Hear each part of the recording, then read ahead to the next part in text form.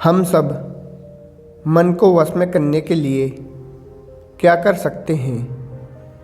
अगर आप इस कहानी के पीछे के तर्क को समझ लेते हैं तो आपका दिमाग काबू में हो सकता है। जब मैंने पहली बार यह कहानी पढ़ी तो मुझे इसका तर्क समझ में नहीं आया, लेकिन इसका भाव बहुत ही प्रेरणादायक है। तो आइए दोस्तों, मन को वश में करने की इस कहानी को अंतिम तक सुनते हैं। उससे पहले यदि आप चैनल पर पहली बार आए हो तो वीडियो को लाइक और चैनल को सब्सक्राइब ज़रूर करें। बहुत समय पहले की बात है। एक बार महात्मा बुद्ध किसी नगर से गुजर रहे थे। बुद्ध की नज़र एक कपड़ा व्यापारी पर पड़ी जो उदास और निराश दिख रहा था। बुद्ध उसके पास गए और पूछा, हे भक्त, तुम इतने दुखी क्यों हो?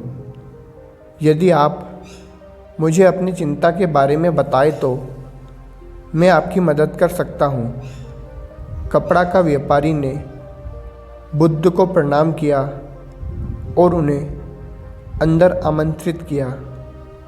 व्यापारी ने कहा कि जब से मेरी पत्नी की मृत्यु हुई है, छोटे बेटे की देखभाल के लिए घर पर कोई नहीं है, इसलिए मैं हमेशा उसे अपनी दुकान पर लाता हूँ। लेकिन वह मेरे दुकान पर आने वाले हर ग्राहक की पगड़ी उतार देता है और कभी कभी उनका बैग उठाकर बाहर फेंक देता है।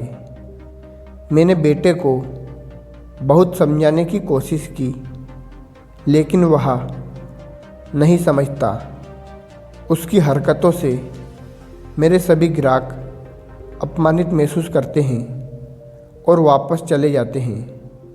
बुद्ध ने कहा, मैं तुम्हारी मदद कर सकता हूँ, लेकिन तुम मुझसे वादा करो कि तुम मेरे किसी भी काम में हस्तक्षेप नहीं करोगे, ना ही कोई सवाल पूछोगे।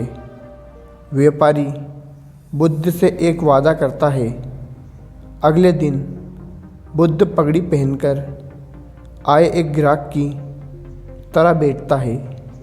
व्यापारी के बेटे ने आकर बुद्ध की महात्मा बुद्ध मुस्कुराए और बोले, अच्छा जाओ, वह पगड़ी वापस ले आओ।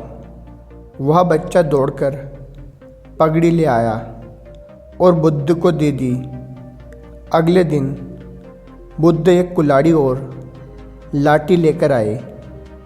लड़के ने फिर पगड़ी उछाली। बुद्ध ने लड़के को एक कुल्हाड़ी और लकड़ी दी और कहा, जाओ, इस लकड़ी को काटो।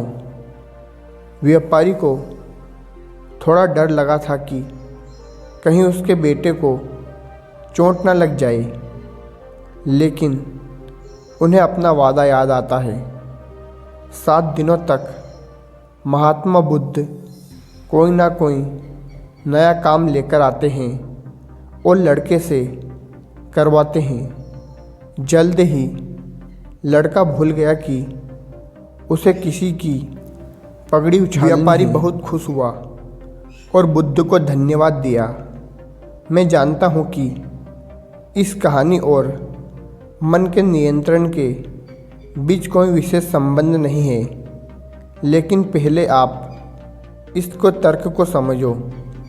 यदि आपने मन को अपने अनुसार कार्य नहीं किया तो मन आपके अनुसार कार्य करेगा। यदि हम मन को अपनी इच्छा अनुसार नियंत्रित कर लेते तो मन को नियंत्रित किया जा सकता है। मन 2 तरह से काम कर सकता है।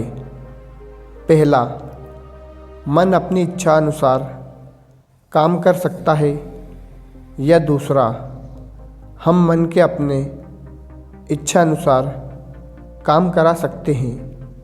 बुद्ध से मिलने से पहले लड़के का मन और मस्तिष्क अनियंत्रित रूप से उसकी इच्छा अनुसार काम कर रहा था, लेकिन बुद्ध ने लड़के से अपनी इच्छा के अनुसार काम कराया, जिससे उसकी आदतें बदल गई। धन्यवाद दोस्तों।